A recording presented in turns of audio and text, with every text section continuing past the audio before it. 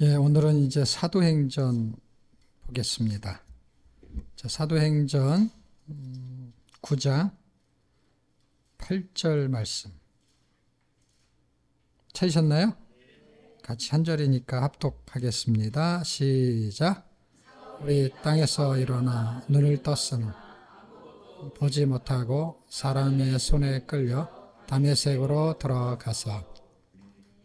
예, 이제 벌써 신약 간격 시리즈 5번째 시간인데요. 사복음서를 통해서는 이제 단어의 간격, 그래서 예수 그리스도를 중심으로 우리가 살펴보고 있고요. 그 예수 그리스도를 통해서 마가복음에서는 이제 제자의 간격, 하늘과 땅의 간격을 좁히세요. 그리고 이제 누가복음에서는 그 텍스트를 볼 수 있는 눈을 갖게 하는데 그게 성경이죠. 성경의 간격, 구약과 신약을 연결시키는 고리, 그게 예수 그리스도예요. 그래서 성경도 예수 그리스도, 결국 제자를 만드는 것도 예수 그리스도. 그 단어의 핵심이 예수 그리스도. 요한복음 했나요? 요한복음 영생의 간격을 줄이는 것도 바로 예수 그리스도. 특별히 요한복음 5장 39절에는 그 간격을 정확하게 설명해 주고 있습니다. 자, 이제 사도행전에서는 그 4개의 간격을 이렇게 줄이는 눈을 볼 수 있는 시각이 필요해요. 그 간격을 줄이는데 구약과 신약의 간격을 줄이는 분이 예수 그리스도가 연결고리예요. 근데 그분을 볼 수 있는 눈이 있어야 돼. 바울은 그 눈이 없었다는 거예요. 그런데 스데반은 그 눈이 있었다는 거예요. 놀랍지 않습니까? 그런데 스데반은 일찍 죽고 바울은 늦게까지 살고 희한한 현상이 나타났습니다. 그런 현상은 너무 신기하게도 구약으로 가면은 무두셀라는 900년이 훨씬 넘게 969세까지 살고 하나님과 늘 동행했던 에녹이라는 사람은 365세까지밖에 못 살았어요. 그래서 제가 옛날에 이런 퀴즈를 낸 적이 있어요. 조금 사는 게 더 이게 하나님의 복을 받은 거냐, 오래 사는 게 하나님의 복을 받은 거냐. 무드셀라 오래 살았어요. 요한도 오래 살았어요. 그 다음에 지금 바울은 스데반에 비하면 오래 살았어요. 근데 스데반은 일찍 죽은 개념이죠. 오래 살았다는 거와 그 다음에 일찍 죽었다는 거, 이 개념을 기준을 어디다 둘 거냐라는 거예요. 기준을 하나님께다 두면은 오래 살아도 은혜고, 왜냐 오래 살아야 되는 것은 그만한 사역을 주셨다는 거예요. 모세는 120년을 살았는데 더 살 수 있는 건강한 표현을 했어요. 그러니까 늙어서 죽었다는 게 아닌 느낌이 들게끔 성경이 표현했다는 건 뭐예요? 그가 늙어서 죽지 않았다라는 거예요. 기력이 세서 죽지 않았다는 거예요. 그런데 죽었어요. 왜? 이제는 막힐 게 없기 때문에, 바톤을 연결해야 되기 때문에 이제 거기까지인 거예요. 그러니까 우리가 오래 산다는 거는, 건강하게 오래 산다는 건 굉장히 중요하고 좋은데 기준이 뭐냐는 거야. 건강한 것도 아니고 오래 사는 것도 아닌 거예요. 왜냐하면 하나님이 은혜를 받은 사람은 다 오래 산 게 아니니까. 그러면 기준이 성경에서 찾을 수 있고 그것을 볼 수 있는 눈이 굉장히 중요한 거예요. 그러니까 안목이라고 하지, 안목. 그러니까 실제 이 눈을 말하냐, 이 눈을 말하기도 해요. 그러나 이 눈이 아닌 영적인 눈을 말하기도 해요. 그러니까 육적인 눈으로 영적인 눈을 설명하고 있었던 거예요. 왜냐하면 설명이 좋으니까. 왜냐하면 눈이 본다, 못 본다 이렇게 말하니까. 그러니까 영적인 거를 가지고 본다, 못 본다를 설명하려면 이 눈이 굉장히 설명하기 좋은 재료가 되는 거예요. 그 재료로 쓰임받은 사람이 누구냐면은 사도행전에서 지금 우리 본문의 내용은 바울이란, 이름은 사울이라는 단어를 써서 그렇지 일단 하나의 이름으로 그냥 통일하면 그냥 바울이죠. 바울. 그러니까 바울 되기 전, 바울이라는 이름을 쓰기 전에는 사울이라는 이름을 썼던 것 뿐인데 그냥 그 사람이 한 사람이니까 그냥 바울이라고 총칭을 하겠습니다. 그런데 이 사람과 대조되는 사람이 하나 있었어요. 대조되는 사람이 누구냐면은 스데반이라는 사람이요. 스데반은 하늘을 보는 눈이 있었어요. 그 하늘을 우러러 했을 때 하늘 보좌가 보이는 거야. 놀랍지 않아요? 그러니까 하늘 보자는 바울이라는 사람이 아마 그랬을 것 같아. 3층 천을 봤을 때, 참, 내가 그때 말이야, 사울이었을 때, 사도행전 8장에서, 스데반을 7장에서 죽이고 8장에 왔을 때, 그놈은 죽어야 마땅해. 그렇게 8장 1절을 말하고, 9장에 가가지고 그런 사람들 다 잡아 죽여야 돼. 라고 하다가 그가 눈이 멀게 된 사건을 보면서 자기가 나중에 그런 거 회복이 되고 그리고 삼층천에 올라가서 뭔가를 봤어. 그런데 스데반이 대단했구나. 스데반은 삼층천에 안 가도 삼층천을 봤어.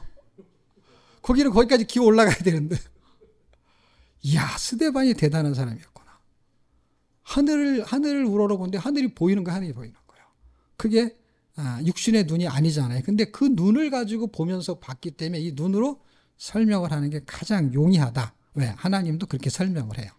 그것이 우리가 지난번에 공부했던 요한복음. 요한복음에서는 한 주제, 영생이라는 단어에다가 초점을 잡았기 때문에 요한복음 9장에 있는 날 때부터 소경을 좀 자세히 살펴보지 못했어요. 왜냐하면 그렇게 성경 공부하는 게 아니고 또 설교는 또 성경 공부처럼 늘어지게 할 수도 없고 그러다 보니까 요한복음 9장에 있는 날 때부터 소경을 설명하지 못했지만 이 요한복음 9장과 그 다음에 사도행전 9장이 장이 똑같아요. 똑같은데 사건도 똑같아요. 무슨 사건이냐? 이게 눈 뜨는 사건이에요. 그게 9장에서 나와요. 그래서 영적인 소경과 육적인 소경에 대한 설명을 요한복음 9장에서 이미 해주고 그리고 실제 사례가 등장하는 거. 어떤 사례냐면 육적인 눈을 뜨는 사례는 요한복음 9장에서 설명을 해요. 그리고 바리새인들한테 뭐라고 하냐면 네가 본다고 하느냐? 그러면 너는 죄가 더 많다. 그러니까 그들은 육신의 눈을 가지고 말했을 때 육신의 눈을 떠주면서 영적인 눈이 감겨있는 바리새인들한테 했던 말인데 그 말도 못 알아들었어요. 왜냐하면 눈이 감겼기 때문에. 귀가 감긴 게 아니라 눈이 감겼다는 게 감각이 죽었다는 거예요. 그런데 그 바리새인 중에 바리새인을 눈을 뜨게 하는 게 사도행전 9장이에요. 너무 놀랍지 않아요? 요한복음 9장의 바리새인들을 영적인 눈을 뜨게 하는데 대표 중에 대표, 바리새인 중에 바리새인, 그 바울을 눈을 뜨게 하는 거예요. 그래서 육적인 소경의 눈을 뜨면서 그 사람에게 영적인 눈이 떠지는 감각을 보여주고 그 다음에 영적인 지도자였던 사람들이 영적으로 감겼다는 것을 설명하고 그들의 눈을 실제 떠주는 사건이 사도행전 9장에서 벌어진다는 거예요. 이게 책과 책의 간격을 이어주는 거예요. 같은 소경이니까 같은 소경이 아니에요, 여러분. 왜냐하면 거기서 소경은 얼마든지 많고 바디메오도 그렇고 눈을 뜨게 하는 사람들은 거기 말고도 딴 데 또 있어요. 그럼에도 불구하고 그 9장과 이쪽의 9장은 굉장히 중요한 양대 상맥을 설명해요. 자, 그런 것을 잘 가지고 있는 상태에서 사도행전 전체를 아울러야 되니까 또 구조를 분해를 해야 됩니다. 그래서 1장에서 3장까지는 서론, 4장에서 12장까지는 본론, 13장에서 28장까지가 결론. 그래서 결론을 이해해야만이 이게 어떻게 전개되는지를 이해할 수 있어요. 원래 결론은 짧아야 되는데 결론이 거의 절반이에요. 그렇죠? 절반보다 더 많죠. 서론은 성령의 강림에 대한 이야기를 해주는 거예요. 그러니까 성령이 오신 목적이 뭐냐라는 게 결론인 거예요. 본론은 뭐예요? 성령이 오셔서 그 결론에 가기 위한 전개가 본론인 거예요. 항상. 그러니까 전개는 복잡하지 않죠. 전개를 시키는 거에 의미를 파악하면 되죠. 결론도 복잡하지 않죠. 왜냐하면 결론을 붙잡으면 그게 덩어리가 어느 지역에서 몇 년도에 이루어진 거냐 뿐이지 목적은 똑같이 전개가 되는 거예요. 그러니까 시간만 길게 가는 거, 장만 길게 가는 거지 내용은 똑같은 거예요. 그럼 간단한 거예요. 그럼 서론은 뭐냐? 서론은 누가복음을 쓴 그 누가라는 사람이 사도행전을 썼어요. 그러니까 누가가 갖고 있는 핵심이 뭐냐? 누가복음 핵심이 뭐예요? 그게 증인이에요, 증인. 너희는 이 모든 일에 증인이 되어야 한다는 거예요. 증인이다. 누가복음을 다 쓴 다음에 결국 한마디 한 게 뭐냐면 너는 증인이다, 증인. 그런데 1장 8절에 사도행전을 출발할 때 뭘로 출발하냐면 증인으로 출발해요. 오직 성령이 너희에게 임하시면 그 면이라는 건 뭐예요? 아직 임하지 않았어요. 그렇지만 임할 거예요. 그러니까 임했다고 가정하면 그러니까 임하는 목적이 되는 거예요. 자, 단어 공부 되게 쉬워요. 이 문장이라는 게 어렵지가 않아요. 그러니까 목적을 어떻게 찾는 거냐면 임하시면, 그러니까 임하는 목적이 있기 때문에 오는 거잖아요. 그러니까 임하지 않았지만 임할 것이고 임하는 목적은 뭐냐 이렇게 되는 거예요. 그러면 큐티할 것도 없어요. 그냥 읽으면 그냥 그대로 알아지는 거예요. 알아지는 거.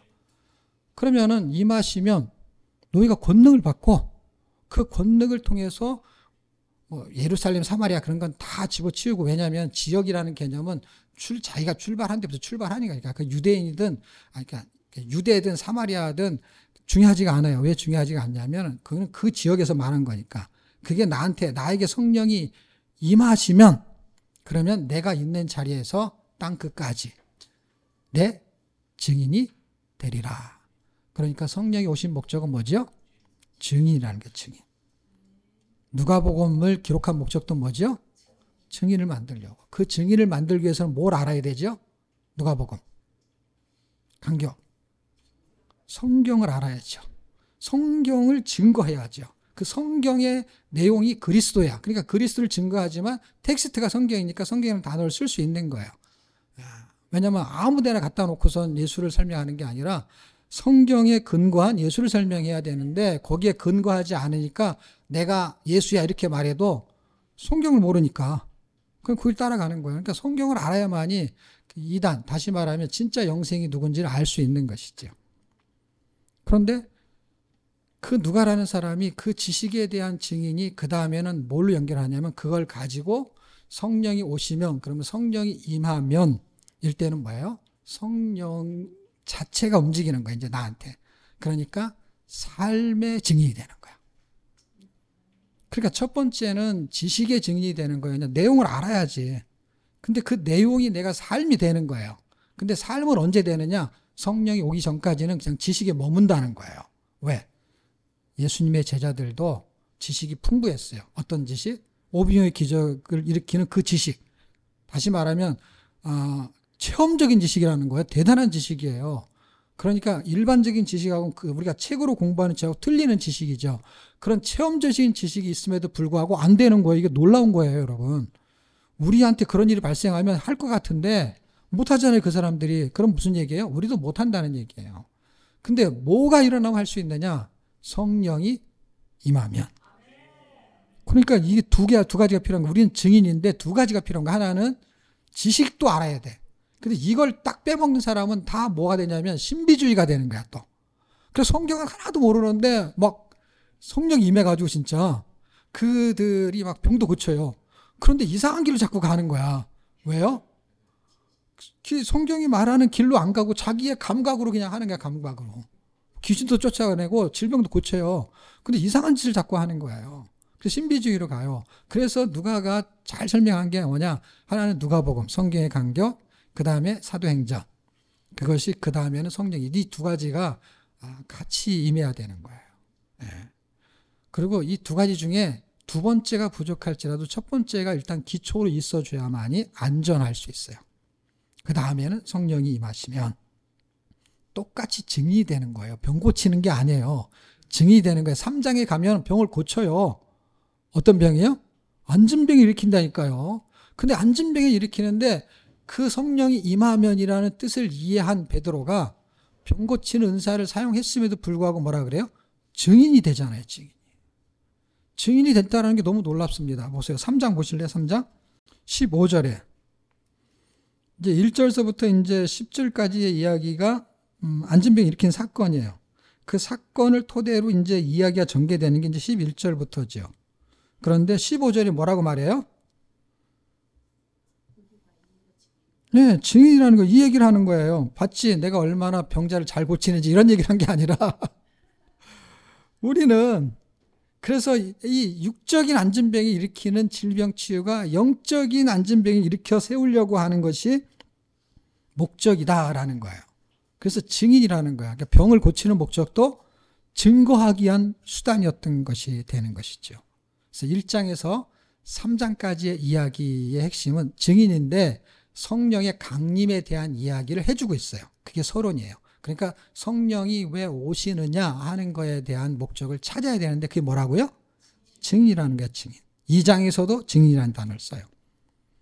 그러니까 성령이 우리 안에 오셔요. 오시면은 증인인데 증인을 선택하세요, 그분이. 그래서 1장 22절에 마띠아를 뽑아요. 증인을 뽑는 거예요. 어떤 증인이요? 죽은 자 가운데서 살아난 그 부활하심을 증거할 자를 뽑는다는 거예요. 근데 우리는 그런 자를 뽑아야 되는데 우리는 안수입사 뽑고 장로 뽑을 때 그거는 지 자랑할 사람을 뽑는 거예요. 사기칠 사람을 뽑는 거예요. 명함을 만들 사람을 뽑는 거예요. 교회는. 그래야 걔네들이 헌금을 하니까. 그러니까 이 짜고 치는 고스톱에 서로 자기 얼굴을 치고 머리를 치고 그러니까 이제 고난스러운 거죠. 법정에도 가야 되고. 지금 증인의 삶을 사는 게 아니라 반대의 삶을 사는 거예요. 이런 사람을 선택하는 거죠. 마띠아 같은 사람. 이 마띠아 같은 사람은요, 그때 한번 이름 나오고요, 어디서 처음에 어디서 나왔는지도 모르고 나중에 나오지도 않아. 뭐 그렇게만 얘기해놓고 나중에 베드로 자기들만 이름이 나와. 그 완전 마띠아는 이름도 없고 빚도 없어. 이름이 있는 것 같죠. 마띠아 이름이 나왔으니까. 근데 진짜 이름이 없는 거죠. 왜냐하면 이름을 내놓고서는 어딘가에 사라져버렸어요. 하다못해 빌립은 집사인데도 빌립, 스데반 이 사람들이 이름이 더 많이 나와요. 마띠아는 사도 중에 들어갔는데도 이름이 없어요. 누가 그런 사람이 되고 싶겠어요. 근데 그런 사람을 뽑는 게 어떤 사람? 마띠아 같은 사람을 하나님을 뽑는 거야. 하나님의 시각은 이런 거야. 하나님의 시각은 베드로도 아니고 바울도 아니에요. 하나님의 시각은 마띠아에 있는지도 몰라요. 마띠아. 왜냐? 제비를 안 뽑았으면요, 아마 마띠아를 안 뽑았을지도 몰라. 제비로 뽑혔으니까 할 수 없이 마띠아가 된 거지. 아니면 사람이 뽑는다면 마띠아 같은 사람은 안 뽑지. 예를 들면 이름도 없는. 그러니까 제비를 뽑았다는 것은 하나님의 시각은 마띠아한테 있었다라고 보는 거야. 제 생각에는. 그런 사람을 찾기가 쉽지 않지요.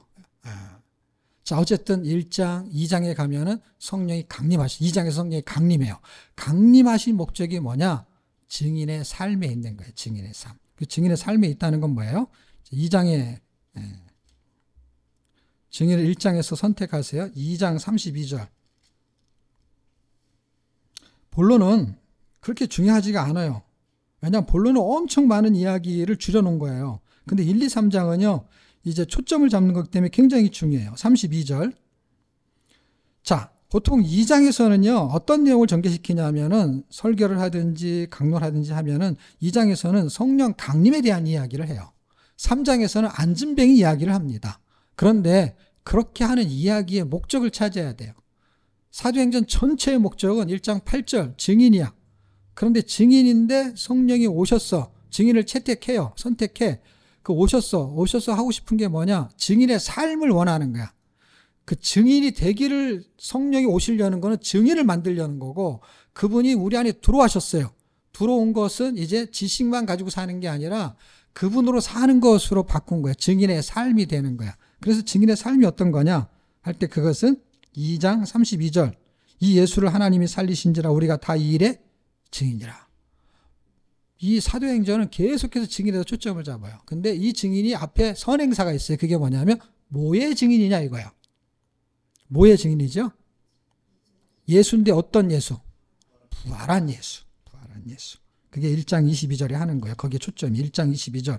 예수의 부활하심을 증거할 사람이 되게 하여야 하리라 하니까 예수의 부활하심을 증거할 자를 뽑는 거예요. 그게 사도예요. 그게 집사예요. 그게 뭐예요? 성령 충만한 자예요. 성령 충만한 자의 초점은 뭐야? 성령이 임하시면 그거잖아요. 그러니까 성령이 충만하면, 성령이 임하시면 권능을 받고 하는 일이 뭐예요? 그 일이 예수의 부활을 증거하는 거예요. 부수적인 일들이 좀 있긴 하지만 일단 초점은 그건 것이죠. 자, 이제 4장부터 12장까지가 이제 얘기거리가 있는 거예요. 얘기거리가. 그게 이제 중간에 본론적인 이야기는 성령의 사역이에요. 성령의 사역의 핵심이 뭐냐? 이제 눈을 뜨게 하는 거야. 영적 소경 눈뜨게 하는 일이 4장에서부터 12장까지 이야기예요. 그래서 시각을 바꿔요. 자, 이제 제 손가락을 보십시오. 이 5개의 손가락을 가지고 시각을 4장에서 12장까지 5개의 시각을 바꾸는 게 나와요. 첫 번째는 물질의 시각을 바꿔요. 물질의 시각. 물질의 시각을 바꾸는 게 4, 5장이에요. 그래서 아나니와 삽비라인데 4장에서는 바나바가 등장을 합니다. 여러분 잘 아는 밭을 파는 그 바나바. 4장과 5장은 이제 물질의 시각이에요. 그런데 이거는 다른 말로 사탄이 가득한 시각이에요. 물질의 시각과 사탄이 가득한 거하고 겹쳐 있어. 근데 물질의 시각이 바나바가 나오기 때문에 성령 충만한 시각하고 겹쳐 있어. 근데 그거를 또 이제 6, 7장에서는 성령 충만한 시각을 해야 되기 때문에 겹쳐 있지만 분리를 시켜야 돼요. 그래서 첫 번째는 물질의 시각으로 기억해도 좋고, 또 하나는 사탄이 가득한 시각으로 봐도 좋아요. 그러니까 사탄이 가득한 사람이 보는 물질에 대한 관, 성령이 충만한 사람이 보는 물질에 대한 관이 다르다는 거예요. 그러니까 여러분이 기억하기 좋은 걸로 적어 놓으시면 돼. 자, 그 다음에 4, 5장 다음에는 6, 7장이잖아요. 6, 7장은 성령 충만한 자의 시각이에요. 6, 7장을 잘 기억하세요. 6장은 뭐죠?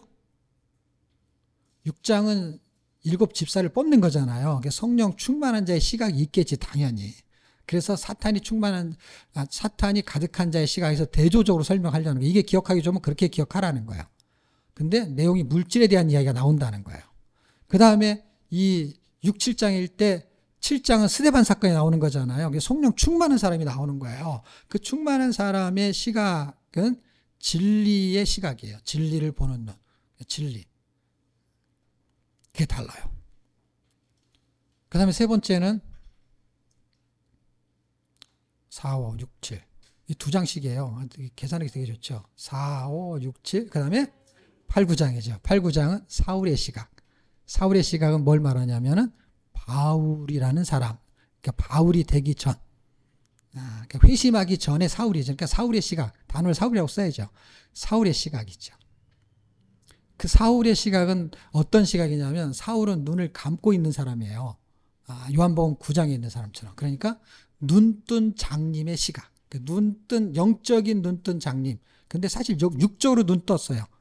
그래서 육적인 눈뜬 장님인데 영적으로 붙이나 육적으로 붙이나 아무 상관없어요. 왜냐하면 일단 이 눈을 가지고 말하고 있는 거니까 현실을 가지고 참현실을 설명하는 거기 때문에 이 현실을 설명하는 게 이해가 되니까.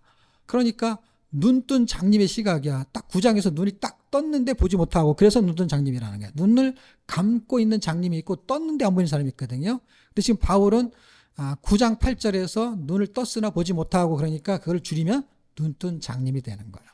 그 사울의 시각은 무엇을 보고 있느냐는 거예요. 어떤 생각을 하는 거예요. 스데반과 완전히 다른 생각을 해요. 성령 충만한 시각과 성령 충만하지 않은 거는 뭘로 대조되냐? 눈뜬 장님의 시각하고 똑같은 거예요. 이 세상은 다 바라보죠. 뭐 정치가 어떻고 경제가 어떻고 그건 다 보죠. 뭐. 그런데 눈뜬 장님이라는 건 영적인 건 뭐예요? 진짜 뭘 못 보는 거예요. 스데반과 대조되는 건 아까 설명했잖아요. 그렇죠? 그건 하늘을 봤다는 거예요. 근데 나중에 그가 눈을 정말 뜨고 영적인 걸 뜨니까 뭘 봐요? 삼층천을 보잖아요. 환상 가운데 보는 거거든요. 그게 비현실적인 거거든요. 그러니까 참현실 보는 눈이 열려버린 거예요. 이 사람한테는. 이 지식이 성경의 지식이 진리라는 게 열려버린 거예요. 율법을 보고 보는 눈이 열렸어요. 그때부터. 이 사람이 열렸어요. 누구처럼 열린 줄 아십니까? 딱 스데반처럼 열립니다. 스데반이 열린 3가지가 있거든요. 7장에 보면 그 3가지를 이 사람이 그대로 열려요. 그대로. 그러니까 우리도 이게 열리지 않으면요. 맨날 단어 공부하고 연대 공부하고 사람 이름 외워봐야 그게 딱 사울보다도 실력이 안 되지만 그래봐야 딱 사울이야. 그 사울이 다 거의 갈 때까지 갔어. 그냥 막 박사학위로 말하면 몇 개씩 있어. 근데 그가 눈을 딱 뜨고 나서는 뭐예요? 눈을 뜬 다음에 그걸 보니까 이거 완전히 이건 배설물이네. 눈이 떠지니까 눈을 뜨기 전에는 이게 그냥 황금이지 황금. 그 눈을 뜨니까 이게 똥이네. 그 색깔만 비슷했던 거 알고 봤더니 이게 색깔이 비슷했구나. 완전 다른 거야. 완전 다른 거. 그 다음에 뭐 있죠? 어디까지 했지? 눈뜬 장님 9장까지 했죠.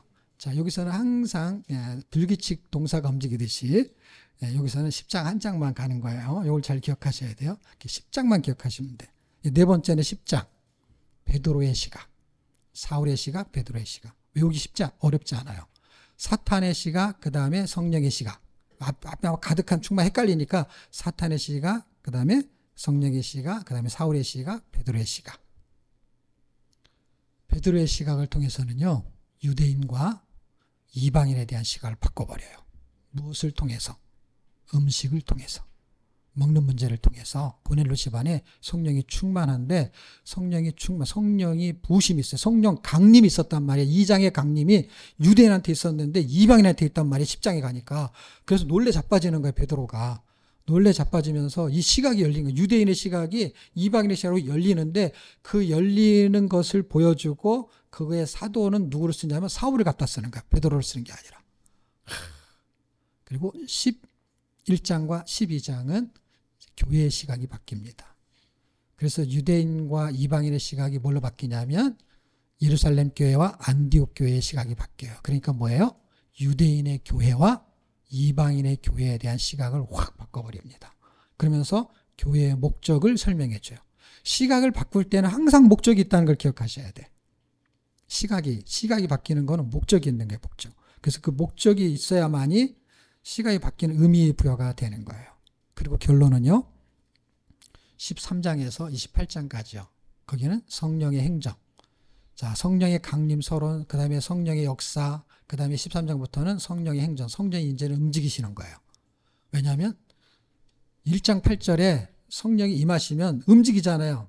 어디서부터? 유대와 사마리아와 땅끝까지. 그런데 지금 그러면 뭐 4장, 10장 안 움직이겠냐? 움직이긴 했지만 거기는 이제 그 지역을 벗어나지 못했죠. 그런데 이제 성령이 이제 본격적으로 움직이기 시작하는 건 언제예요? 13장부터예요. 12장까지 설명을 다 한 다음에 그 성령의 역사가, 그 성령의 사역이 13장에서 전개가 되는데, 전개가 되는 내용을 설명 안 해요, 이제 여기서는. 13장부터 28장까지는 이제 전개되는 지역과 사람만 나오는 거야. 그래서 13장부터 28장까지는 무슨 얘기냐? 그거는 세계 땅끝까지 세계 선교, 그거예요. 그러니까 13장부터 전개가 되는 거예요. 그러니까 12장까지를 공부하면 나머지 13장부터는 공부할 게 아무것도 없는 거예요. 그건 뭐예요? 그냥 연대 공부하는 거고 지명 공부하는 거예요. 사건이 있냐? 사건 한두 개 있지만 사실은 1, 2, 3장의 목적을 가지고 4장에서 12장의 내용이 전개되는 것이 여기서 진행되는 거예요. 그러니까 뭐 한국에서도 진행될 수 있고 미국에서 진행될 수도 있고 그냥 동시다발적으로 13장에서 28장이 진행이 되는 것이죠. 근데 그거를 바울이라는 사람을 통해 가지고 13장에서 15장까지는 1차 지역, 뭐 아시아 지역을 갔다는 둥 뭐 그런 얘기를 하는 거예요. 그 다음에 2차 전도여행을 통해서 유럽을 갔다 하는 게 10장에서 18장의 이야기고 18장하고 겹쳐지긴 하지만은 장으로 설명하면은 이제 19장에서 21장까지가 이제 예배소 지역을 가는 것이죠. 그렇게 전도의 지역들을 설명하고 연대를 설명해요. 뭐 한 6년서부터 이제 전개되는 거예요. 한 53년까지 쭉. 한 57년, 63년 이렇게 될 때까지 4차 선교 여행이 전개가 되는 이야기가 나와요. 그거는 뭐 공부해갖고 잘 아냐, 잘 모르냐, 아무 의미가 없어요.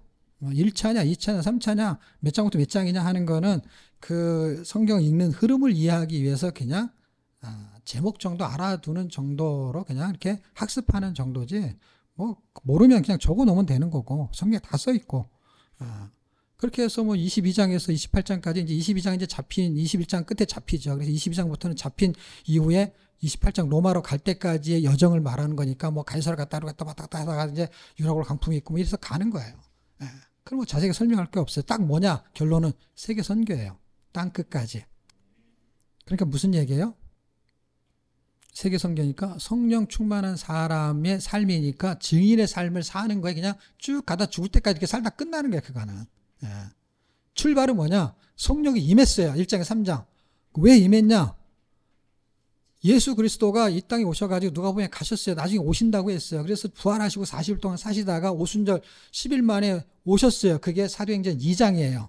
그러니까 오순절 성령이 우리한테 임하셨어요. 그러니까 그분이 요한복음에서 말씀하신 약속이 이루어진 게 어떻게 해요? 내가 갔다가 다시 올게 하면서 막말로 말하면 딱 50일 만에 오신 거예요. 그래서 어떻게 성령을 통해서 우리 안에 그분이 들어오셨어요. 뭐 하게 하려고? 나의 증인으로 살게 하려고. 그래서 증인의 삶을 살게 하는 그 내용이 뭘로 바꾸냐? 삶의 시각을 바꿔놓는 거예요. 그래서 4장에서 12장까지는 그 시각을 바꾸는데 어떻게 바꾸느냐? 내가 사탄이 가득한 자였던 거예요, 전에는. 왜냐하면 성령이 임하기 전에는. 그게 핵심적인 게 뭐냐? 그게 물질에 대한 문제인 거예요, 물질에 대한 문제. 그게 2장에서 성령이 들어오고 교회가 태동하면 변화가 일어난다는 거. 어떻게 변화가 일어나요? 2장 40 몇 절서부터 끝에까지 쭉 살펴보면 물건을 서로 통용하며 이렇게 살았던 게 기억나세요? 지금 제가 시간 관계상 얘기를 안 하는 거예요. 찾아보지 않는 거예요. 그 2장에서 그 이야기를 해요. 그리고 4장에 가게 되면 바나바가 등장할 때 밭이 팔죠.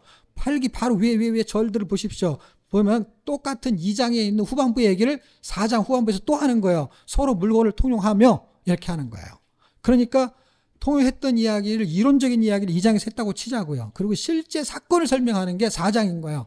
실제 사건을 설명할 때 바나바 같은 사람이 2장에 있었겠지요. 근데 그걸 갖다 4장에 설명하는 거예요. 3장까지의 서론적인 성령이 임한 상태에서. 그래서 바나바 같은 사람이 성령이 충만한 사람이고 물질을 보는 시각이 교회가 존재하는 목적이 서로 물건을 통용했다. 구제하고 서로 섬겼다. 증인은 그렇게 살았다. 그런데 그렇지 못한 사람이 5장 1절에 등장하는데 그게 누구예요? 아나니아와 삽비라라는 거예요. 그래서 우리가 여전히 옛날에 어땠냐? 아나니아와 삽비라 같았다는 것을 이해하셔야 된다는 거예요.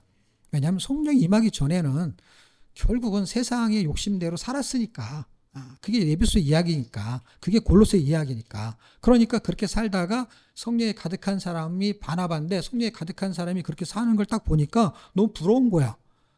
그리고 무늬만 예수 믿는 사람이 교회 안에서 부러우니까 시기 질투가 일어나는 거예요. 누가 방언해도 시기 질투가 일어나고, 누가 헌금을 많이 해도 시기 질투가 일어나고, 하여튼 이상한 인간들이 교회 안에 있어갖고 시기 질투를 해요. 그런 인간들은 이상하게 뭐가 되면 분쟁을 일으켜, 그 사람들은 항상. 어느 교회나 마찬가지예요. 어느 시대나 마찬가지예요. 그래갖고 5장에 딱 등장해서 사탄이 가득한 자, 그가 사탄의 말을 하다 보니까 어떻게 해요?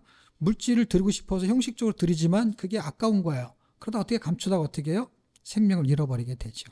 그럼 물질의 시각은 뭐예요? 물질의 시각은 성령이 가득하든 사탄이 가득하든 물질을 통해서 하고 싶은 일이 있는, 물질이 수단이었던 거예요. 뭐예요?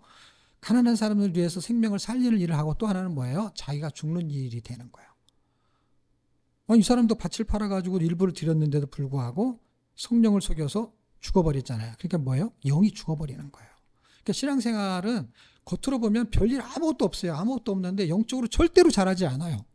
잘하지 않으니까 지식만 잘하고, 그 다음 어떻게 신앙생활이 건조하고 몸이 건조하니까 재미가 하나도 없는 거예요, 신앙생활이. 그러니까 신앙 있는 사람하고 대화도 아무것도 안 돼요. 그냥 인간관계를 하는 거지, 인간관계. 영적인 교제가 하나도 없어요. 그냥 인간관계를 하는 거야. 교회 안에 인간관계를 하는 거야. 예수 안 믿는 사람하고 똑같은데 더 답답한 거예요. 담배도 못 피지, 술도 못 먹지. 너무 힘든 거예요. 근데 예수 안 믿는 사람한테는 술도 먹지, 담배도 피지, 누가 뭐라고 안 해요. 근데 교회에서는 신앙생활을 지 멋대로 하는 사람이 지 멋대로 하기는 창피하잖아요. 왜냐하면 여기서 헌금도 내는 척도 해야 되고 봉사도 하는 척도 해야 되는데, 이게 그렇게 하려고 하니까 막 갑갑한 거죠. 갑갑하면서 성령을 속이는 삶을 신앙생활을 하다 보니까 아나니아 삽비라가 이게 교회 다니는 사람이잖아요. 교회 다니는 사람이고 자기도 헌금을 하잖아요. 근데 지금 이런 일이 벌어졌다는 것은 뭐예요? 영적으로 죽었다는 거예요. 실제 죽었어요. 근데 육적으로 죽었어요. 근데 영적으로 지금 우리가 그런 일을 해도 안 죽어요. 지금 안 죽는 건 뭐예요? 영적으로 죽는다는 걸 보여주는 거예요. 육적인 소경이 전혀, 영적인 소경이 눈을 떴는데 안 보여요. 안 보이는데 눈으로 본단 말이에요. 그게 요한복음 8장 이야기예요. 그거를 정확하게 보여주는 게 이제 사도행전 9장인 거고, 그 다음에 그 시각을 뜨게 만드는 게 이제 4, 5장. 그게 물질의 시각이에요.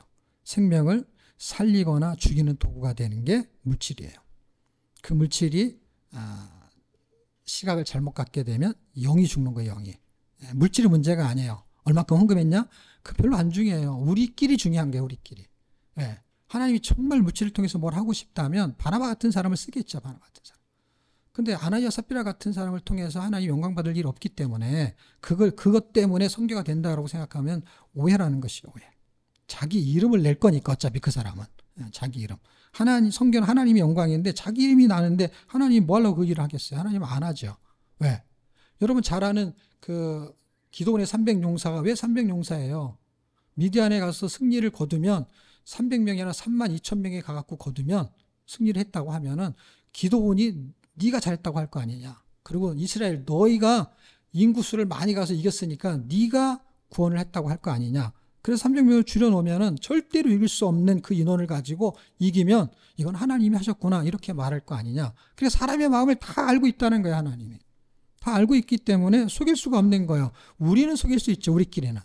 그러니까 이것도 지금 이 5장에 출발하는 게 뭐냐면 하나님을 속일 수 없다라는 거예요. 사람들은 다 몰랐겠죠. 그게 이제 성령 충만한 자의 시각은 그 다음에 어떤 단계로 가냐. 물질의 단계, 기초 단계를 넘어서는 단계. 그게 진리의 단계로 가는 거야. 그래서 물질의 단계를 넘어선다는 거냐. 물질에 매이지 않으면서 물질은 당연히 있어야죠.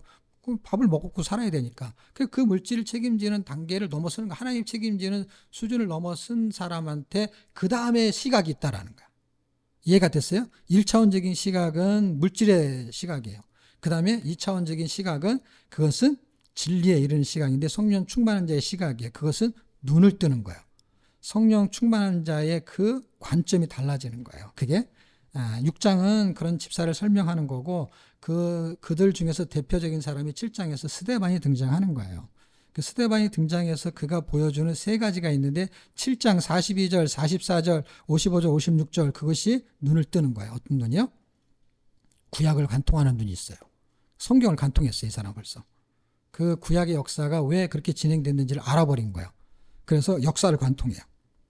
그 다음에 7장 44절을 통해 가지고는요, 그 하늘의 모형을 통해 가지고 성막을 지었다라는 말을 해요. 그게 히브리서에 나오는 말이거든요. 그래서 스데반이 그 이야기를 해요. 무슨 얘기예요? 이 사람은 이미 하나님 모세한테 주었던 그 비밀을 알아버렸던 거예요. 진리를 관통해요. 실체를 보는 일이 생겼어. 이 성막은, 이 성전은, 이거는 그림자야. 진짜는 예수 그리스도야. 이걸 알고 말하는 거예요. 그게 44절부터 말을 해요. 그리고 55절, 56절에 가게 되면은 그가 하늘을 우러러보면서 그 예수 그리스도가 하나님의 보좌 편에 서신 것을 봐버린 거예요. 그런데 이 사람만 눈이 뜬 거예요. 그리고 지금 앞에 있는 구약을 관통하고 구약에 있는 실체를 보는 눈이 그 사람도 있었냐? 이 사람들한테 없었어요. 구약의 역사에 대한 지식은 있겠죠. 그래서 세 가지 중에서 첫 번째 건 있었는지 모르죠. 역사를 관통하는 거. 근데 그 역사의 히스토리가 예수라는 걸 몰랐기 때문에 역사의 주체가 누군지를 몰랐을 거예요. 아브라함이 등장하고 뭐가 등장하고 하는 거에 주체가 누구인지. 그 하나님이 예수라는 걸 몰랐다는 거예요. 그냥 유일신 하나님이라는 걸 알았겠지만 그 주체가 예수라는 걸 몰랐다는 거예요. 그러니까 세 가지의 초점에서 역사를 관통하는 지식적인 건 알았겠죠. 근데 그 지식이 너머에 있는 성령 충만, 성령을 통해서 알 수 있는 거는 이 바울이 몰랐다는 거예요. 실체를 보는 그 눈, 이 성전을 보는 눈, 이것도 없었던 것이고. 그리고 그것을 완전히 바꿔버리는 게 뭐냐면, 그거는 그래도 그러려니 했어요. 그 얘기 할 때까지는 별 반응이 없었어요. 근데 딱 하늘을 본다고 딱 말하니까 저는 미친놈이다. 왜? 안 보이니까. 그러니까 아무도 안 보였다는 거예요. 돌에 맞아 죽었다는 얘기는 돌로 사람이 던졌다는 얘기인데, 돌로 던진 사람 중에서 그걸 본 사람이 한 명이라도 있으면 그 사람이 돌을 던질 수 있을까요? 없을까요? 한 명도 없었다는 거예요. 놀라운 진리예요. 아무도 그게 안 보이는 거예요. 아무도. 바울은 심지어 8장에 가서 뭐라 그러냐면, 사울이죠. 여기서 사울이라는 단어를 써야 되니까. 이 바울이 사울이었을 때에 그 시각이 뭔지 아십시오? 8장 1절이에요. 그게 8장 1절. 사실은 여기서 핵심 제가 말하고 싶은 거는 사도행전에서 핵심은 증인이라는 거는 목적에 대한 설명이고 실제 시각을 바꾸는 거의 설명은 9장을 제가 본문으로 잡은 이유는 뭐냐? 이 사울 같은 우리의 존재, 성경의 지식을 갖고 있지만 그 의미를 정확하게 모르는 우리의 눈을 뜨게 하는 것을 사울을 통해서 보여주기 때문에 사울의 눈이 뜬 것처럼 떠져야 된다는 거야, 우리한테. 그래서 이게 초점으로 제가 설명할 내용인데 주변 얘기를 너무 많이 했네요. 자, 어쨌든 이 눈뜬 장님인 사울의 말이 어떠냐? 8장 1절에 사울이 그의 죽임 당할 마땅히 여기더라. 그러니까 사울이 그의 할 때 사울이라는 사람이 우리가 아는 그 바울이고 그의 죽음을 할 때 그가 누구예요? 스데반이에요. 스데반이 진리를 보고 하늘을 보고 진실을 말했는데 죽어야 마땅하다는 거예요. 근데 뭐 얘기하자면 한두 것도 이제부터 본론으로 들어가서 더 깊이 들어가면은 그거는 이제 말통축제 같이 이제 지난주 얘기한 것처럼 한 4시간, 5시간 해야 이제 이 얘기가 이제 깊이가 있는 거고 우리는 전체 흐름을 이해해야 되기 때문에 그걸 깊이 얘기하지 않아도 지금 제가 뭘 얘기하는지 알았을 거예요, 여러분이. 그리고 결론은 얘기할 게 없어요. 그냥 진행이 되는 거예요. 그리고 제가 이제 설교처럼 이제 멋있게 던질 말이 있다. 그럼 그게 뭐냐? 끝에 우리의 시각은 어디에 있습니까? 뭐 그런 거예요. 이 바울의 시각은 어디에 있습니까? 사울의 시각은 어디에 있습니까? 하나님의 시각은 마띠아한테 있었습니다. 그런 거를 이제 하는 게 이제, 그 끄트머리야, 설교는. 이래야 됩니다, 이런 거야. 근데 내가 다 필요 없고, 어차피 눈이 감겼는데 뭐 그게 무슨 의미가 있어. 눈이 안 보이는데 장님한테 너는 뭐가 보이느냐 할 때 장님이 뭐 아무것도 안 보이는데요. 그 끄트머리는 그렇게 끝나야 되는데 이 내용상. 그런데 이미 이 본론이 중요하다는 거예요. 왜냐하면 눈이 떠지지 않으면 여전히 저와 여러분이 저도 보이는 그 시각에 그 한계가 있을 거 아니에요. 예를 들면 눈도 시력이라는 게 있잖아. 이번에 그 건강검진을 받았는데 옛날에는 안경 벗고 하는데 안경 끼고 해요. 그래서 안경이 좋으면 자기 눈이야. 내가 너무 놀란 게 뭐냐면 오른쪽 왼쪽 눈이 좋으시네요 그런 거야. 난 눈이 나빠갖고 안경을 꼈잖아. 안경 도수 가지고 온 거지. 그랬더니 그 간호사가 뭐라 하는지 아세요? 눈이 좋으시네요. 그러니까 몇이냐고요. 1.0, 1.0입니다. 눈이 되게 좋습니다. 그런 거야. 근데 내가 곰곰이 생각해 보니까 내 눈이 좋은 건지 안경이 좋은 건지 할 때 안경을 눈으로 해준다는 거야. 제가 그때 야 이거 설교하고 어떻게 이렇게 딱 매치가 되냐. 이 눈이 내 눈은 완전 까막 눈인데 이 눈을 열리게 하면 열리신 그분으로 통해서 보는 거잖아요. 근데 그분으로 통해서 보는 그 눈이 사실 성경을 통해서 보는 눈이거든요. 왜냐하면 그분이 농축되어 있는 내용이 성경이니까. 그래서 성경에 안경을 탁 끼면은 성경의 눈이 내 눈이 되는 거야. 안경을 내 눈의 시력으로 계산해 준다니까 1.0. 근데 그 얘기를 안 들었으면 그냥 1.0이다 그러면은 괜찮은데 그 자매가 눈이 좋으시네 이 말을 내가 딱 듣는 순간에 야 이걸 이렇게 생각해 주는구나.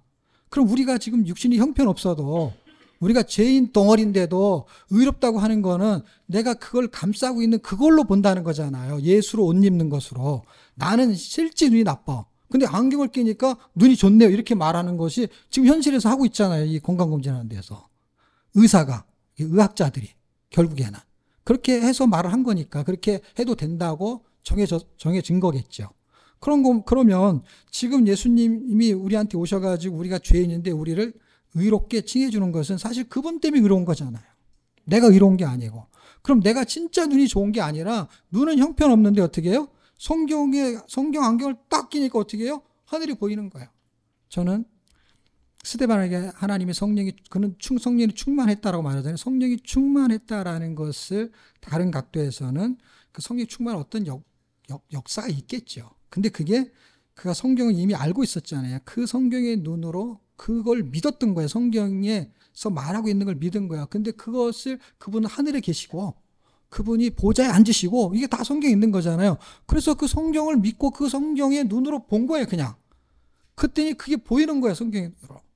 그게 성령의 역사라는 거야. 성령의 역사가 그게 보이는 거야. 이 안경을 벗으면은 1.0이 안 된다니까요. 그러니까 우리가 성경을 갖고 있다는 것은 엄청난 안경을 갖고 있는 거예요. 거기에 더 좋은 안경을 끼면 2.0이 될지 어떻게 압니까? 근데 어쨌든 1.0. 시각의 차이와 그 다음에 시력의 차이는 있을지 모르겠어요. 근데 그 시력의 차이는 뭘로 설명할지는 모르겠지만 어쨌든 시각을 바꾸기를 원하는 게 성경은. 그래서 그 시각을 어떻게 바꾸시느냐 할 때 사울이라는 사람이 시각을 바꾸는 주체가 누구인지를 누가가 쓰고 있는 거야. 그러니까 시각이 바뀌고 있어요. 지금 누가. 바울이라는 사람이 사울에서 바울이 되는 그 과정을 바꿔. 그런데 이걸 누가 바꾸냐는 거야. 그게 예수 그리스도가 바꾼다는 거예요. 그것만 하고 마치려고 하는데요. 자, 9장 8절에서 이제 눈이 멀어졌잖아요. 그렇죠? 예? 그 다음에 17절. 요것만 보고 마치겠습니다. 찾으셨나요? 예, 같이 읽어요. 시작. 아나니아가 떠나 그 집에 들어가서 그에게 안수하여 가로되 이제 사울아 곧 길에서 나타나시던 예수께 나를 보내어 너를 다시 보게 하시고 성령으로 충만하게 하신다 하니. 여기서 정확하게 예수께서, 그리고 예수님은 이렇게 길거리 걸어다니는 분도 아닌데 예수님이 자기한테 말했다는 거야. 너 처음에 너한테 나타나는 분 있잖아. 그게 9장 아까 8절이잖아요. 그 언저리에 예수님 나타났잖아요. 그 앞에 위에 보면 나온단 말이에요. 근데 이제 눈을 떴으나 아무것도 보지 못하고 눈뜬 소경이라는 단어 때문에 그걸 내가 주제로 삼으려고 해서 8절을 잡은 거지. 여러 구절을 보게 되면은 예수님이 등장을 해요. 그때 그 예수, 그분이 나를 보냈어. 그리고 너를 다시 보게 하시고 하니까 그분이 나를 통해서 너를 다시 보게 해. 그러니까 이 시각의 간격을, 그 간격을 좁혀서 눈을 뜨게 하는 거. 영적인 소경이 눈을 뜨게 하는 건 누가 하는 거예요? 예수님이 하는 걸 정확하게 성경이 설명해 주고 있습니다. 바울의 시각을 바꾸는 거 결국 뭐예요? 우리가 여기 앉아 있는 거는 베드로와 같은 거, 베드로의 십자가가 베드로의 시각이 있잖아요. 베드로의 시각이 딱 먼저 믿는 우리. 우리가 뭐 이방인 이렇게 표현하면 이방인이지만 먼저 교회를 나오는 사람이 유대인 같은 거고 나중에 나오는 사람은 꼭 이방인 같은 거 이렇게 표현한다면 이거는 이제 신분적인 차이고 또 하나 아주 민족적인 차이지만 다 같은 개념이거든요. 그러면 시각을 바꾸는 거예요. 저거 좀 예수 믿기 저거 힘든 놈인데 저놈이 나와가지고 저거 안 되는데 그거하고 똑같은 거야, 고넬료가. 근데 그 사람한테 하나님 나타날 때 역사하는 걸 음식으로 설명하는데 그 음식의 내용이 뭐냐면 이건 절대로 먹으면 안 돼. 저거는 죄인이야. 이렇게 딱 규정할 수밖에 없는 정확한 성경에 있는 기준이 있는데 그거를 있음에도 불구하고 주님이 뭐라 그러냐면 그가 변할 수 있다는 거야. 어떻게 변할 수 있느냐 할 때 너는 절대로 변화시킬 수 없어. 근데 내가 시킬 수 있다는 거야. 그게 무슨 얘기냐면 이미 정해진 거야. 부정한 음식 딱 정해졌어요. 근데 그 부정한 음식을 사람이 정하게 만들 수가 없다라는 거야. 정해놨기 때문에 딱. 그런데 내가 깨끗하다 한 것을 네가 더럽다고 하지 말아라. 그러니까 그분이 깨끗하게 하실 수 있다는 거야. 이게 꼭 이 베드로한테는 이런 아주 기적 같은 일을 몇 가지 보여주는 게 있어요. 그게 뭔지 아세요?